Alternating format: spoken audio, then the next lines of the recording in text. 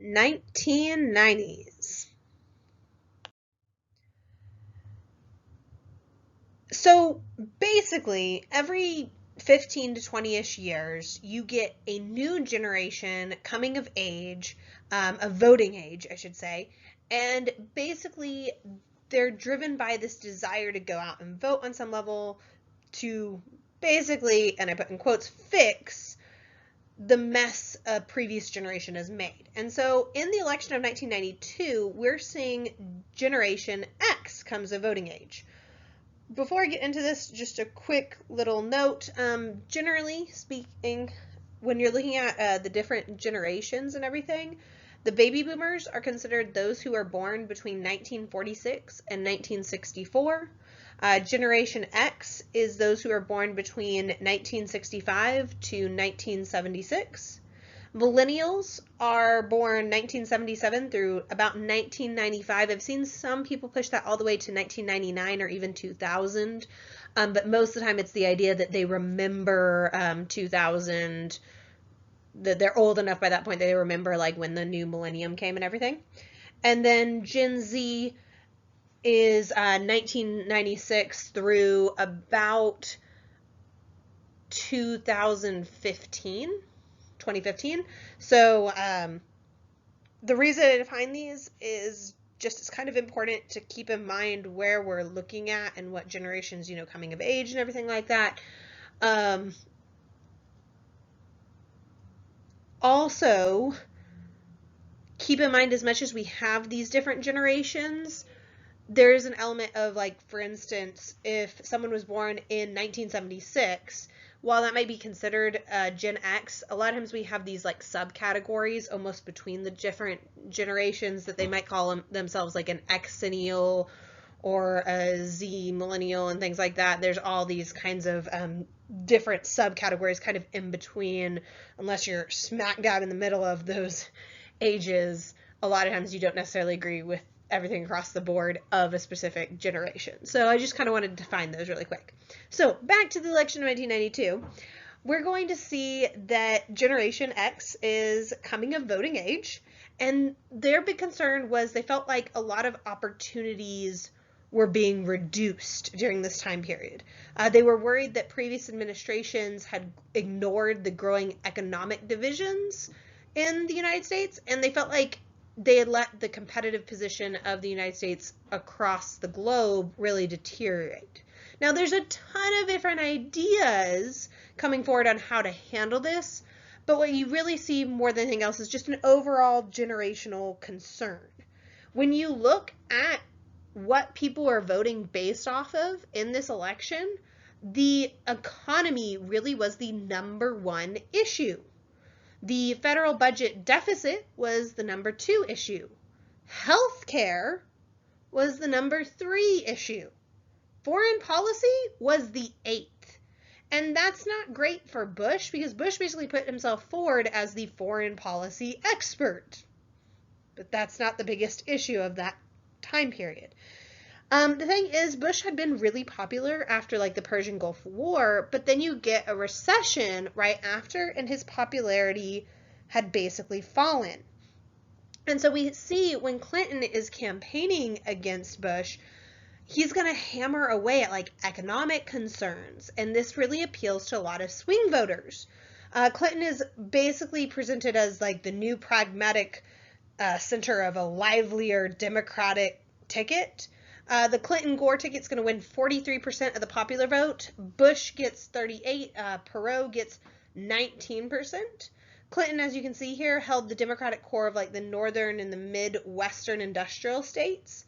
Clinton also ran best with those who were over the age of 65 and remembered like FDR and Truman, and with voters who were under the age of 30.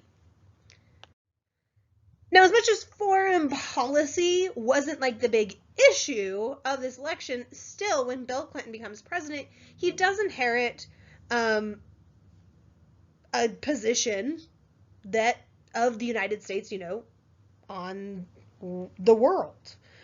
So we're going to see Clinton goes on to like help broker like an Israel PLO accord. This basically gave Palestinians self-government in Gaza and the West Bank.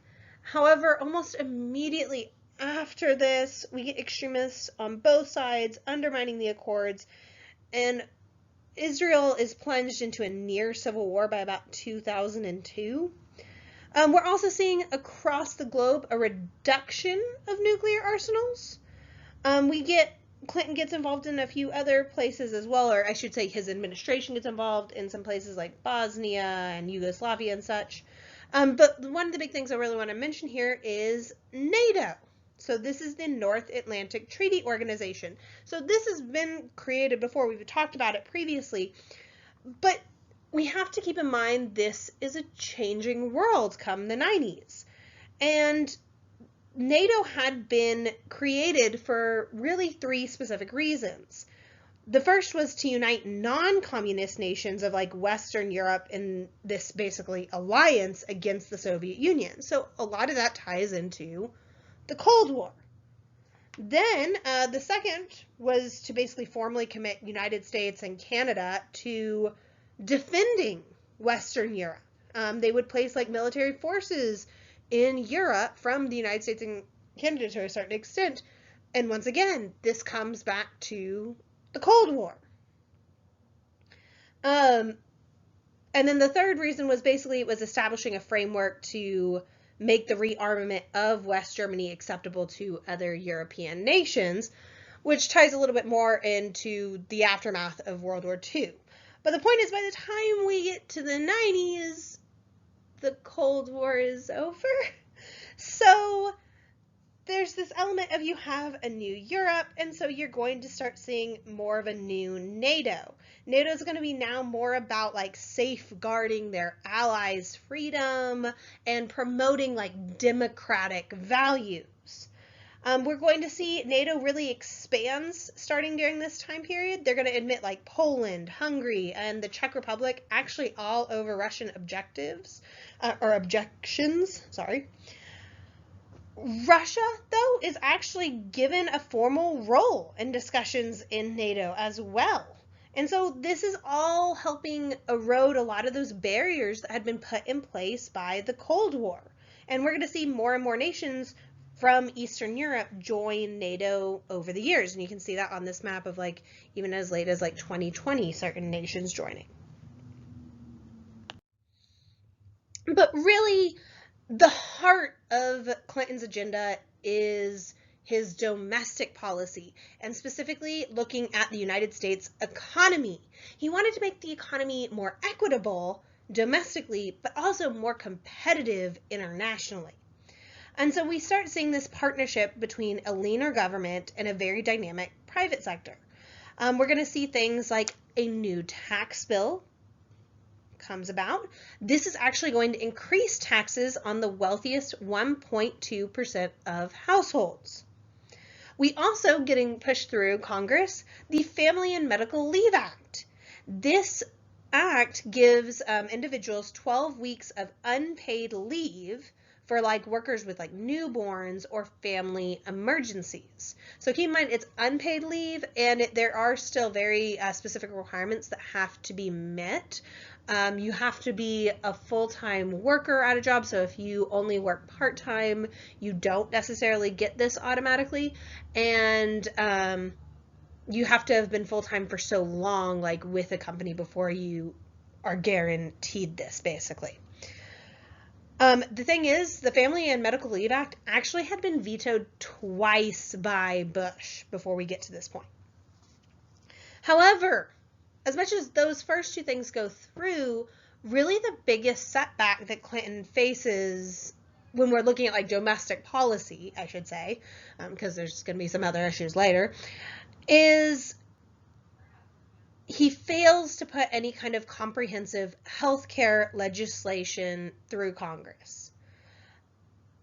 This was a really big issue during this time period. It continues to be an issue in the United States, you could say almost to modern day, really. The goal at this time was to try to contain healthcare costs by extending basic medical insurance to 100% of the population, basically. Voters agreed with this. Voters wanted something to be done when it came to healthcare.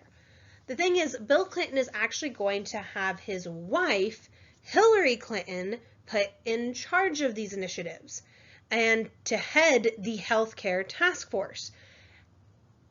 This puts off a lot of people. A lot of people basically found this as inappropriate for the first lady to be involved in. The first lady always has some sort of, like political standing on something, but people felt like this was a too politicized issue for the first lady to be handling.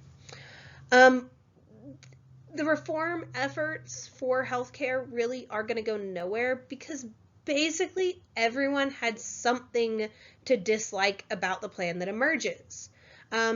Elderly across America would worry about limits on like Medicare. Insurance companies didn't want more regulations. Businesses didn't want to have to deal with the cost of insuring their workers. And so what we see is that taxpayers, the American populace, they liked the idea of having wider medical insurance, but they disagreed on how to pay for it. They didn't like the idea of like paying for it with like higher taxes or the rationing of medical services.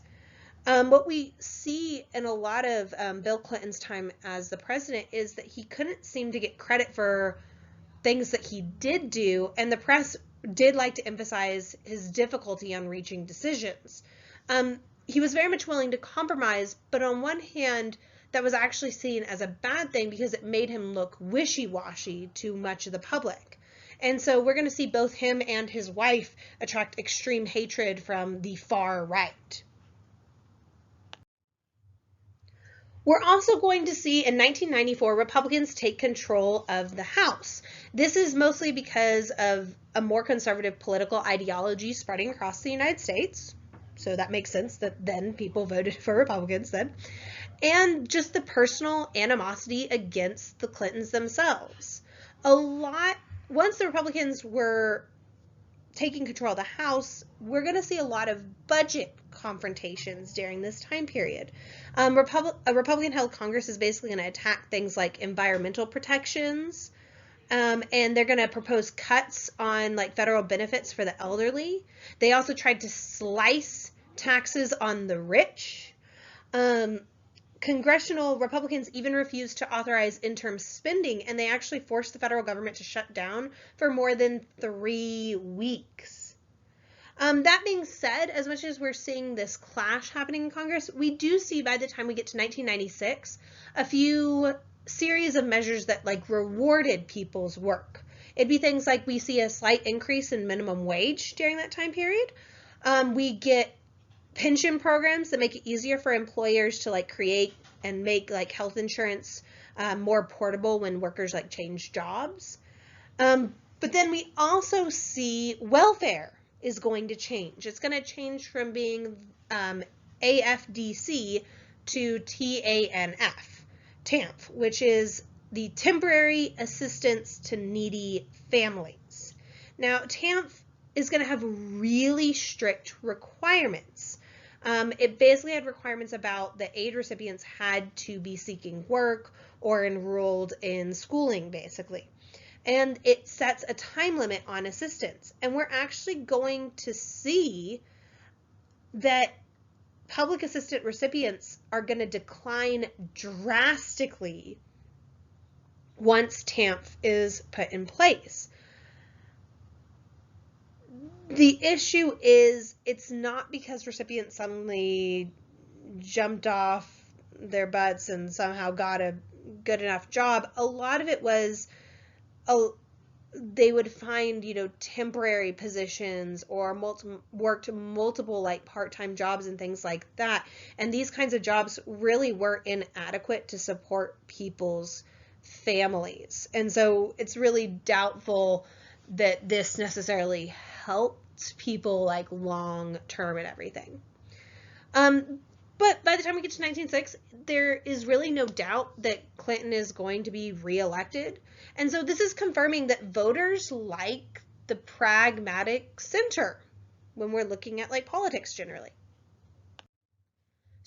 So far, go ahead and write a one-sentence summary of the 1990s.